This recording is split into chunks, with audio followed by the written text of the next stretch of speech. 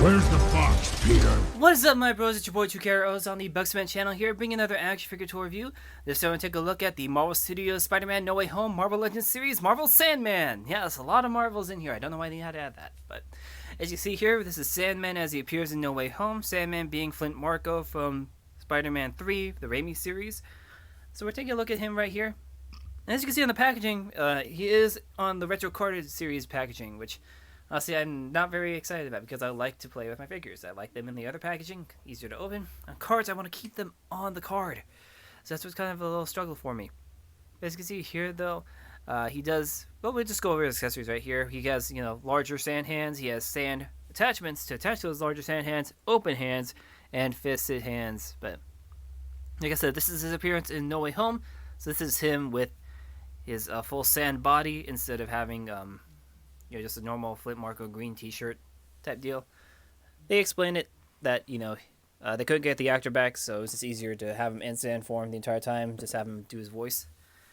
And on the back here, you can see it says, FLINT MARKO stuck in sand form must go with the flow to get himself back home, which is basically what he did because he was kind of a background villain, really. I feel like they just picked him to fill out the villain roster. And, well, also so that way they could explain the fact that Tom Hardy's Venom was there instead of, Topher Grace's Venom, which I'm glad they didn't get Topher Grace's Venom.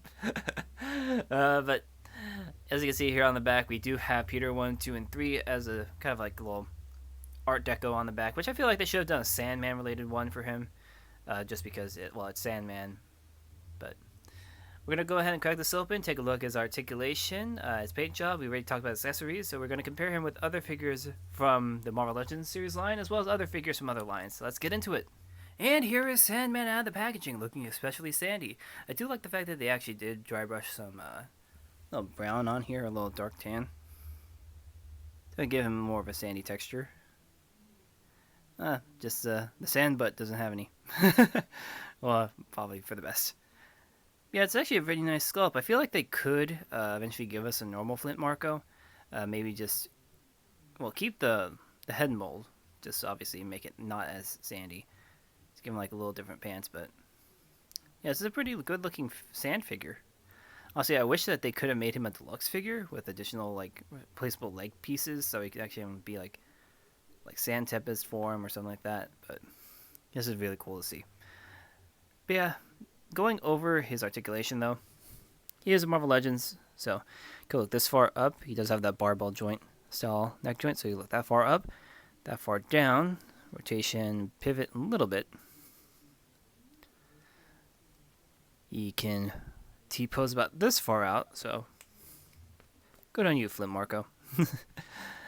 He does have the full shoulder rotation, bicep swivel, double joint elbows that honestly on mine feel very stiff. I probably have to heat them up a bit, but they can go that far in.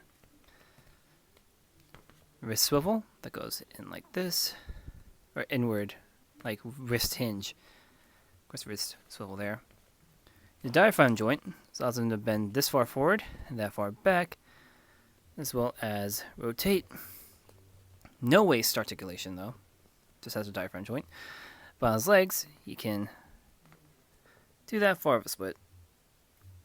And kick this far forward, that far back. He has thigh swivel, double joint knees that go this far in. And of course, he does have foot swivel here, going forward, this far up, and of course, ankle pivot. Yeah, when it comes to his accessories, it's just like normal Marvel Legends, so you just pop the arm out. Wish you could tell. Oh wait, this one says RR L2. Oh, that's weird. So I'm gonna guess RR here. It's meant for this big hand.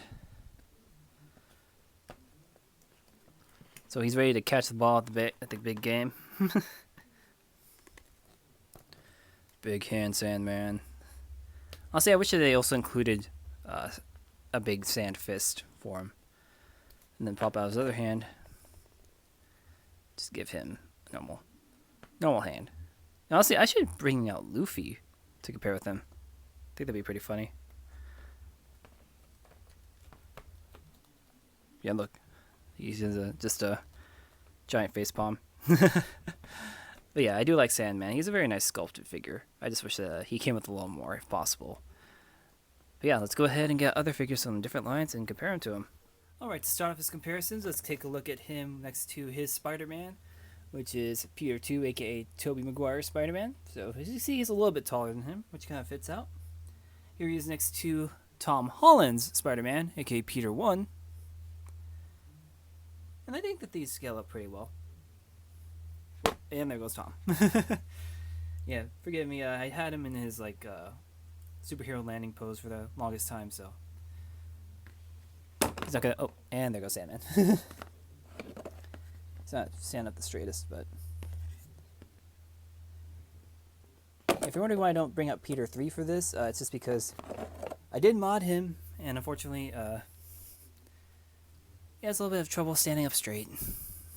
I probably will just end up gluing those pieces back together, to be honest, but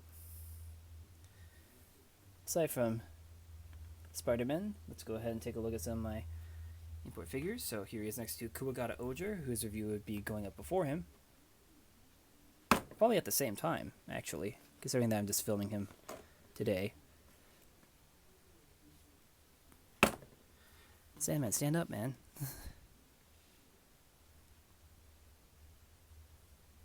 There you go. Here's Ultraman Blazer.